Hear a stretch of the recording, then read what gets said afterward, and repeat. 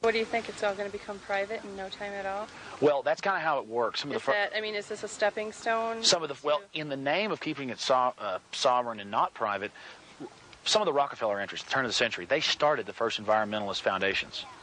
I'm not sure if you, and most people don't know that, but a lot of the big foundations were started with money that they put up. And really, it's a rationale. Down in southern Mexico, and it's not happening here yet, but in Yucatan, where there's biospheres and World Heritage Sites, they push the Indians off their land, and that's what they are. They're Indians down there too, the Mayans and people. They push them off their land under the guise of environmentalism, give them a little bit of money. They have to go to Mexico City and work like slaves. And then once they go up there, boom, that's it. They're all up in the city, and they put up biosphere signs. And my dad was down there, and he saw biosphere signs. He said, oh, well, that might be good. And like these little ghost towns out in the country and like in the woods and the jungle and stuff. Then he went into a nice hotel he was staying at and saw brochures how to buy biosphere. So kind of what they do is... So we're talking about stepping stones. It's just they lay down even more corruption down there.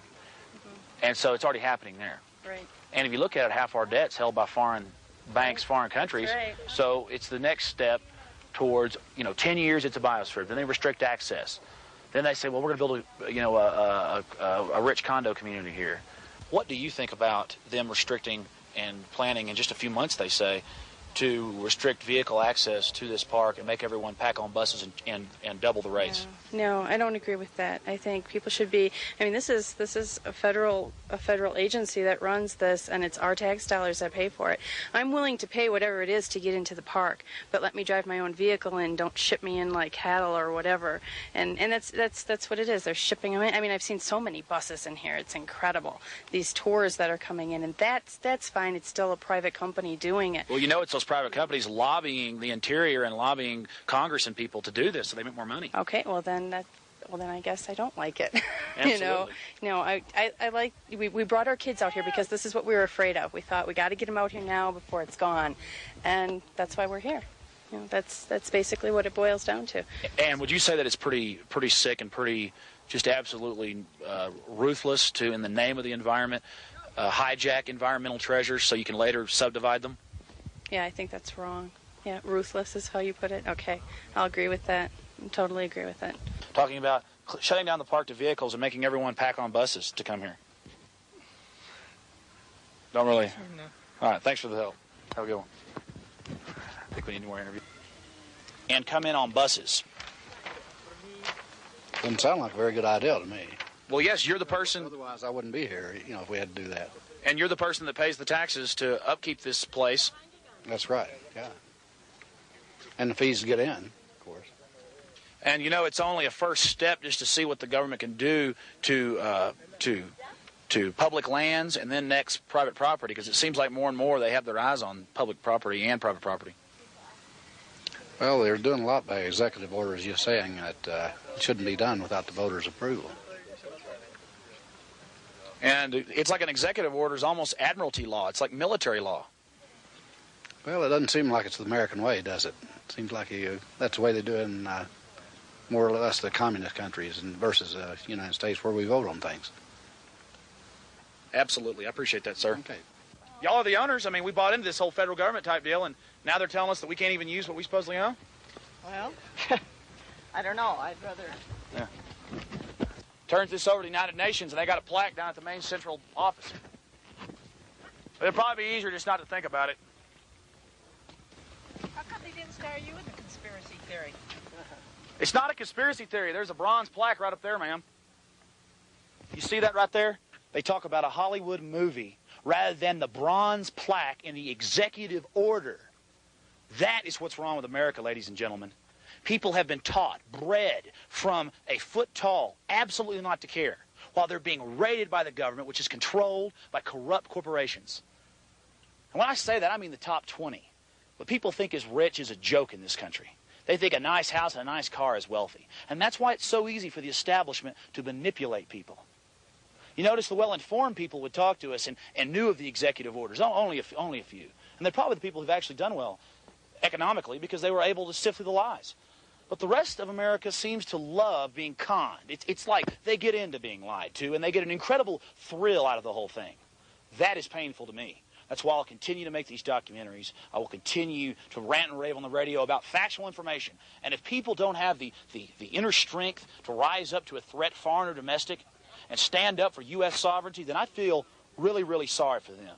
Because that's where we are in America today. We are under siege. We're losing our property rights as we speak. Y'all heard the news? They got a plaque up there. This has been signed over to United Nations control. But some lady said, I've seen the movie Conspiracy Theory. She won't go look at the plaque up at the front visitor center. That'd be too hard. She'll just say, oh, another conspiracy theorist.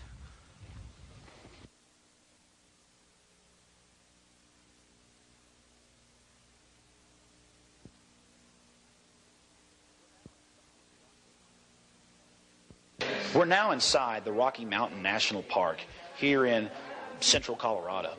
A very, very beautiful park with mountains and streams and creeks. And here is a map in front of you of the area that is being taken over by the United Nations and other international groups now that President Clinton has been signing executive orders doing that. And I guess in a way it's only karma, or you reap what you sow, because we took it from the Indians, my ancestors did, and I guess it's being taken from us now by Europe.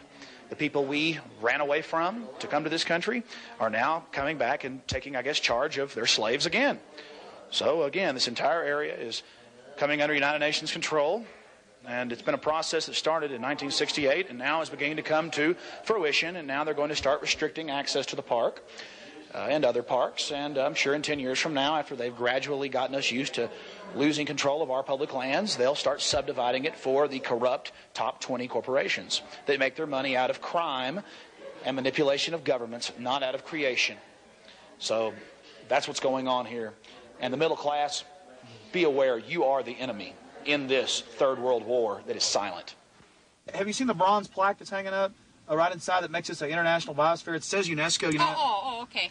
Yeah, now I know what you're talking about. Well, what's your opinion? Do you think America can run its parks, or do you think we need international help? Oh, I think we can run our own parks. That's a personal opinion. It's not a, you know. So. I'm not speaking for anyone else. Oh, I understand. Why do you think that we can run our own parks? Oh, our own parks with the federal government here in the United States? Yes. Or each one individually? I think each one individually can do a wonderful job in running their own parks. Absolutely. Too. Local control is always better. And we're getting local control, though. Are you aware of that? Yes, I am aware that they're, well, exactly what's happening. A certain percentage of the fees, the increase in the fees, is going to stay in each park, each individual park. Well, that's brand new. That's a whole new concept. And it's wonderful. And they've also increased the fees, which is also, I think, wonderful. Yeah. Doubled in some instances. And I just don't think you can pay enough to be in this kind of beauty and this kind of atmosphere. Really well, I'm willing to. Well, that's my personal feeling. I think it's just a wonderful place. Well, it is wonderful that we have these national parks, but it's not wonderful that she's totally uninformed. Yes, they've doubled the rates. Yes, they plan to increase them more. And yes, they give the locales a small percentage. That's how they got them to sign on to the new federal supranational program. But I asked her more, and she, again, had never heard of the United Nations plaque hanging inside the place where she worked. It's all being done cunningly, gradually. Now the documentary changes. We're done with the national parks and the UN takeover. Now we're going to go to Oklahoma City and back to Austin, Texas to expose the UN here in town, taking over our youth. Ma'am, I want to ask you about K-Tag. What exactly is K-Tag? It's an automatic transponder, automatic toll system. You get a little transponder you put on your windshield. So it opens the gate for you. You're billed for it. So you put an automatic transponder on your car. Part of the new smart highway system, or? I don't know. I have it and I love it. I love it too. I'm gonna get one right in my forehead. Thanks a lot. We just drove through a toll road here in Kansas, and they're putting in these chips in your cars where you just drive right through it. I said to the lady, I said, do you like that? What do you think about that? And she goes, I think it's great. The lady that works here, and I forgot to tell her, oh, so you like something that's going to make you lose your job. And plus, in a few years, you'll just have transponders in your cars to make sure you've paid your taxes. It's Pandora's box. But hey, it's a great idea. We're going to be slaves. I love it. Thumb scanning, urine testing for driver's licenses. Just great. I'm excited. Let's get back on the roads. Go pay more tolls and have transponders.